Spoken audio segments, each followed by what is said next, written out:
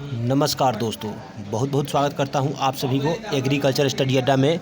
और दोस्तों, आज की इस वीडियो में हम लोग चर्चा करने वाले हैं बीएससी एग्रीकल्चर सेकेंड सेमेस्टर का फंडामेंटल्स ऑफ एग्रीकल्चरल इकोनॉमिक्स का। तो दोस्तों आप लोगों से यही रिक्वेस्ट है कि प्लीज़ आप लोग इस वीडियो को अंत तक देखें। और दोस्तों, जिन छात्रों को इसका PDF चाहिए वो लोग प्लीज़ डिस्क्रिप्शन में व्हाट्सएप ग्रुप का लिंक है, वहाँ से आप ग्रुप ज्वाइन कीजिए, आपको PDF मिल जाएगा। ठीक है, तो आप लोग प्लीज़ PDF भी ले लीजिएगा। और दोस्तों आप लोग इस वीडियो को ज़्यादा से ज़्यादा लाइक कर दीजिए ताकि मैं वीडियो को आगे बढ़ाऊँ। और चलिए मैं वीडियो को आगे बढ़ाता हूँ और दोस्तों प्रश्नों पे चलते हैं। तो दोस्तों पहला प्रश्न क्या है, राष्ट्रीय आय समिति का गठन कब हुआ। दोस्तों यहाँ पे का लिखना छूट गया, पर कोई बात नहीं, मैं बताता हूँ। राष्ट्रीय आय समिति का गठन कब हुआ दोस्तों? तो दोस्तों राष्ट्रीय आय समिति का गठन सन 1949 ईस्वी में हुआ था। कब हुआ था? सन 1949 ईस्वी में हुआ था। और दोस्तों आगे देखेंगे, आगे है कुल राष्ट्रीय उत्पाद के, यानी दोस्तों कुल राष्ट्रीय उत्पाद को आंकने के लिए गिना जाता है। दोस्तों क्या गिना जाता है कुल राष्ट्रीय उत्पाद को आंकने के लिए? तो दोस्तों एक वर्ष में उत्पादित वस्तुओं और सेवाओं को गिना जाता है। ठीक है, यानी एक वर्ष में कितना उत्पादन हुआ वस्तुओं और सेवाओं का। और दोस्तों वस्तुओं और सेवाओं जो यहाँ पे बताया जा रहा है वो दो तरह का होता है। वस्तु का मतलब वो होता है, जैसे दोस्तों कि अगर आप किसी चीज़ को खरीदने गए और आपने पैसा दिया तो उसके बदले में आपको प्रत्यक्ष रूप से सामान हाथ में मिला। जैसे आपने कपड़ा खरीदने गया तो आपको कपड़ा मिल गया पैसा देने के बाद। और सेवाएं क्या होता है दोस्तों? सेवा होता है जैसे आपने फ़ोन को रिचार्ज कराने गया और आपने पैसा दिया, आपको हाथ में कुछ नहीं मिला लेकिन आपका फ़ोन रिचार्ज हो गया दोस्तों, तो इसको बोलते हैं सेवा या सर्विस। ठीक है, तो दोस्तों ये हो गया आपका वस्तु एवं सेवा।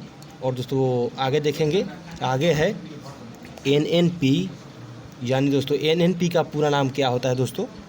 तो दोस्तों NNP का फुल फॉर्म होता है नेट नेशनल प्रोडक्ट। ठीक है दोस्तों, नेट नेशनल प्रोडक्ट होता है NNP का फुल फॉर्म।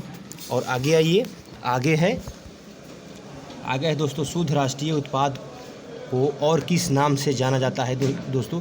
यानी दोस्तों जो शुद्ध राष्ट्रीय उत्पाद है उसको किस नाम से जाना जाता है? यानी दोस्तों नेट नेशनल प्रोडक्ट को किस नाम से जाना जाता है? तो दोस्तों इसको बाज़ार मूल्यों पर राष्ट्रीय आय के नाम से जाना जाता है। ठीक है, यानी बाज़ार मूल्यों पर राष्ट्रीय आय के नाम से भी जाना जाता है किसको? शुद्ध राष्ट्रीय उत्पाद को। ठीक है, और आगे देखेंगे, आगे है क्षेत्रीय ग्रामीण बैंक का स्थापना कब हुआ दोस्तों?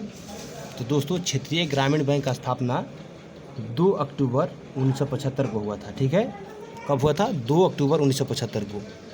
और दोस्तों आगे देखेंगे, आगे है जिला नियोजन और समन्वय लीड बैंक या अग्रणी बैंक की स्थापना कब की गई दोस्तों? तो दोस्तों लीड बैंक या अग्रणी बैंक की स्थापना सन 1969 ईस्वी में किया गया था। कब किया गया था दोस्तों? सन 1969 ईस्वी में किया गया था। और आगे देखेंगे दोस्तों, राष्ट्रीय कृषि एवं ग्रामीण बैंक, यानी राष्ट्रीय कृषि एवं ग्रामीण विकास बैंक, यानी दोस्तों नाबार्ड जो हो गया आपका, इसका स्थापना कब हुआ था दोस्तों? नाबार्ड, यानी दोस्तों नाबार्ड का स्थापना कब हुआ था? तो दोस्तों नाबार्ड का स्थापना 12 जुलाई सन 1982 ईस्वी को हुआ था। ठीक है, स्थापना इसका कब हुआ था? तो 1982 को हुआ था। और इसकी स्थापना की सिफारिश कब की गई थी दोस्तों? तो 1979 में की गई थी। ठीक है, और सिफारिश करने के 3 साल बाद क्या हुआ? इसका स्थापना हो गया था।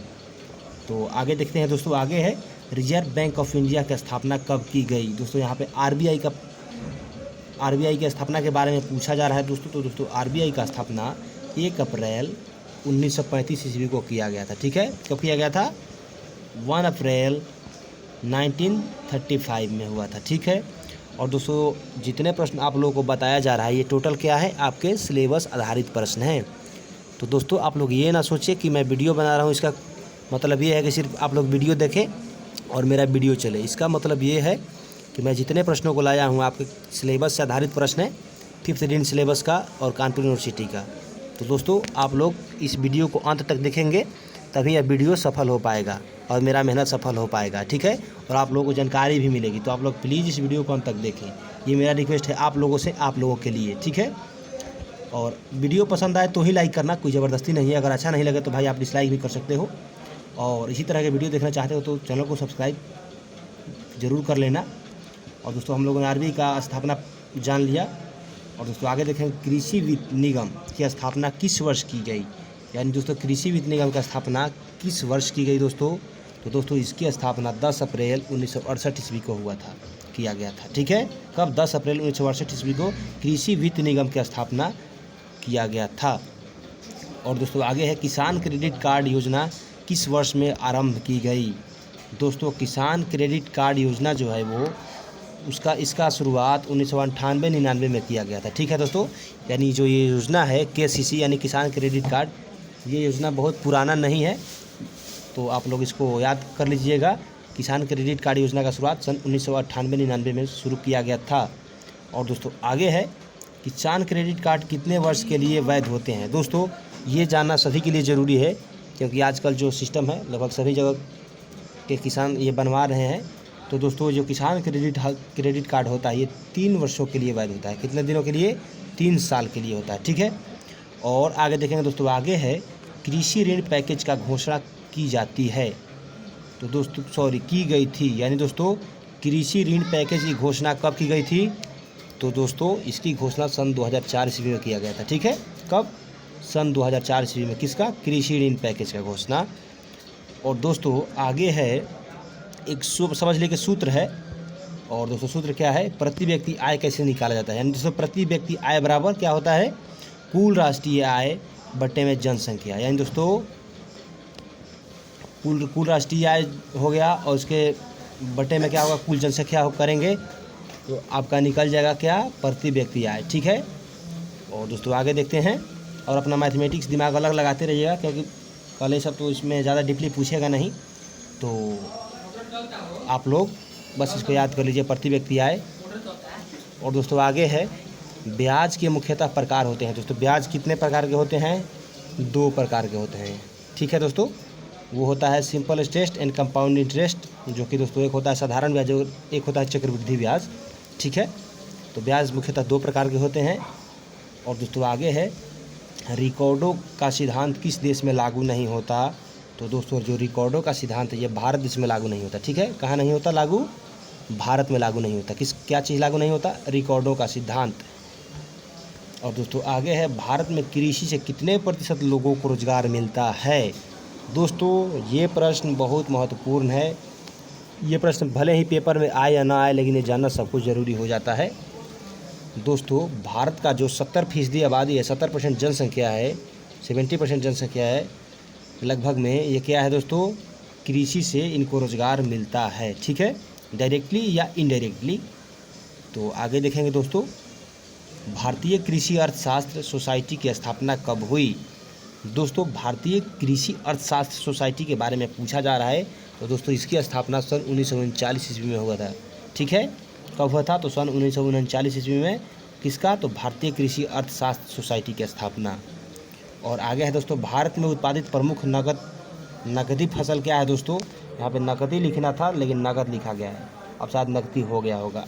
तो दोस्तों भारत में उत्पादित प्रमुख नकदी फसल है, कौन सा है दोस्तों? प्रमुख जो नकदी फसल है वो दोस्तों गन्ना है, ईख है। ठीक है, गन्ना या ईख एक ही होता है।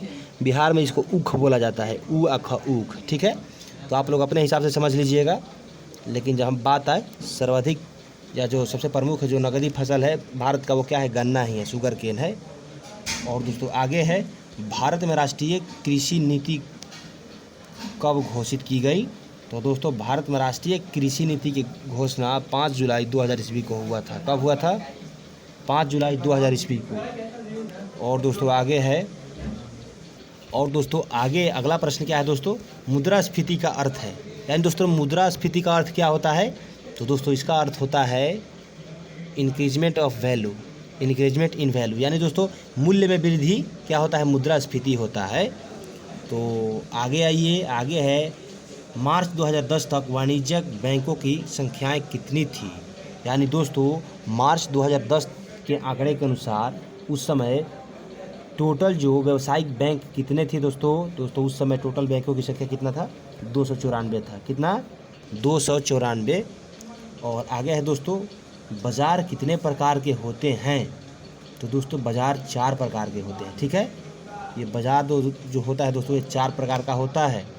आप लोग इसको देख लीजिए और दोस्तों अगला प्रश्न क्या है, अर्थशास्त्र धन का विज्ञान है, यह कथन किसका है। दोस्तों ये प्रश्न बहुत ही महत्वपूर्ण है और दोस्तों इसका सही उत्तर होगा एडम स्मिथ। यानी दोस्तों इसको याद करने के लिए आसान सा साधारण सा ट्रिक ये है कि अर्थशास्त्र का दोस्तों पिता कौन है, तो दोस्तों अर्थशास्त्र के पापा एडम स्मिथ हैं। ठीक है, यानी दोस्तों अर्थशास्त्र के पापा एडम स्मिथ हैं और इन्होंने क्या कहा था कि जो अर्थशास्त्र है ना ये धन का विज्ञान है। ठीक है, तो मैं उम्मीद करता हूँ कि मैंने जितना बताया इन तमाम प्रश्नों को आप लोग भली भांति समझ पाए होंगे। और दोस्तों अगर सब समझ में आ गया, वीडियो पसंद भी आ गया और इसी तरह के वीडियो देखना चाहते हो तो लाइक सब्सक्राइब करना न भूलें। और अगर चाहते हो कि ये वीडियो मेरे दोस्तों तक पहुँचे तो प्लीज़ आप लोग इसको आगे बढ़ाने में मदद करें।